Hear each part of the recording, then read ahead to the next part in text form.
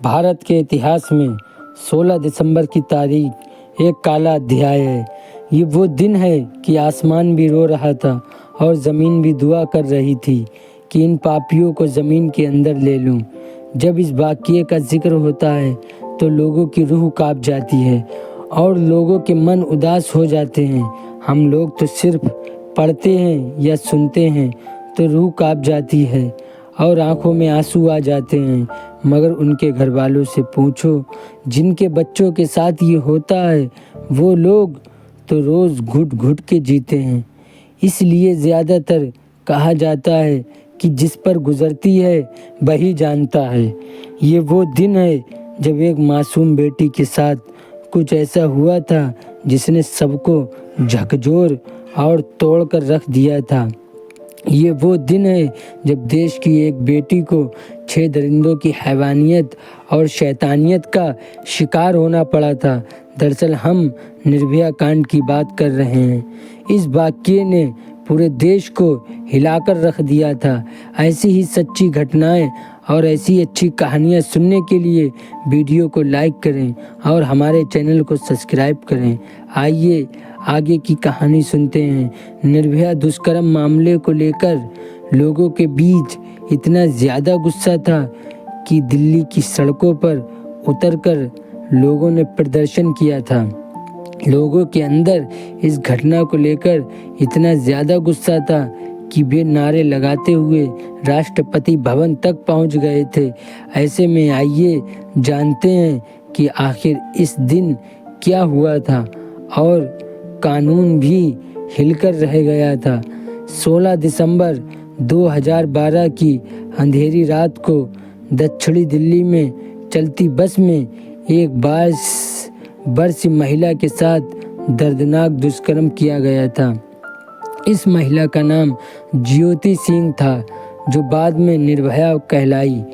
निर्भया एक physiotherapy intern थी और वो अपने दोस्त अरविंद के साथ सिनेमा हॉल से फिल्म देखकर लौट रही थी। दोनों ने दक्षिणी दिल्ली की मुनारिका में एक प्राइवेट बस में बैठे थे क्योंकि उन्हें सरकारी बस नहीं मिली थी। इस बस में ड्राइवर समेत 6 लोग बैठे हुए थे। बस चालू हुई और जल्द ही वो दूसरे रास्ते की ओर बढ़ने लगी। कुछ देर में बस के दरवाजे भी बंद कर दिए गए। जब अरविंद को कुछ गड़बड़ी का एहसास हुआ तो उसने बस के दरवाजे और रास्ते को लेकर सवाल किया। इस पर बस के भीतर ही अरविंद और बाकी आरोपियों के बीच लड़ाई शुरू हो गई। सभी आरोपी शराब के नशे में इतने ज़्यादा धुत थे, उन्होंने निर्भया के साथ बदतमीजी भी शुरू कर दी। जब अरविंद ने इसका विरोध किया तो उसके सर पर लोहे की राड से हमला करा और उसे बेहोश कर दिया गया था। वहशी लोग निर्भया को खींचते हुए बस के पीछे ले गए और उसके साथ बारी बारी से रेप किया। जब निर्भया ने उन लोगों का विरोध किया तो एक नाबालिग लड़के ने उसके प्राइवेट पार्ट में राड डाल दिया। इसकी वजह से उसकी आंत खिंचकर बाहर आ गई। रेप के बाद निर्भया और उसके दोस्त को महिपालपुर फ्लाईओवर के नीचे फेंक दिया गया था। वहां से गुजर रहे एक राहगीर ने अधमरी हालत में दोनों को पाया और दिल्ली पुलिस को फौरन फ़ोन किया। आनन फानन में पुलिस आई और उन्हें अस्पताल में भर्ती करवाया गया।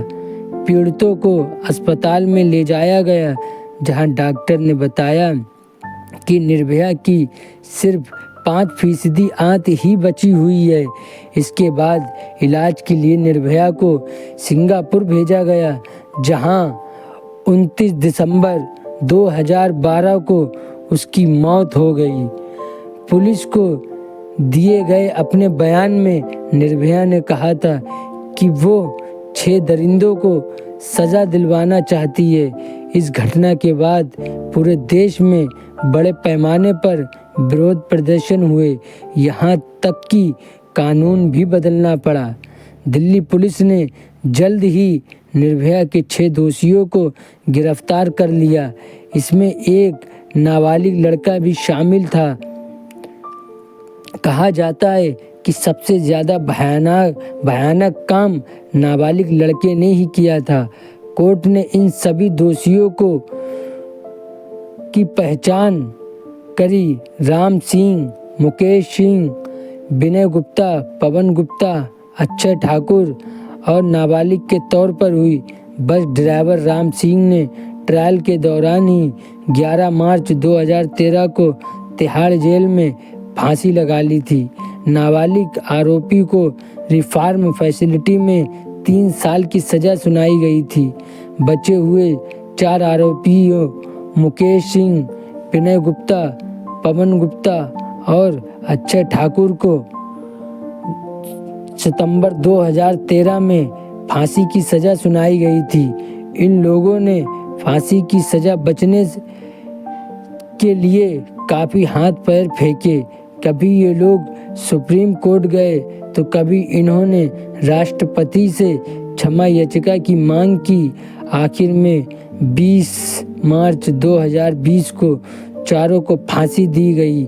नाबालिग दोषी अपनी सज़ा पूरी करके दक्षिणी भारत में चला गया, जहां वो आज भी किसी होटल में काम कर रहा है।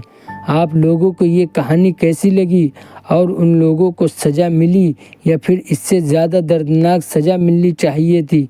कमेंट बॉक्स में ज़रूर बताएं।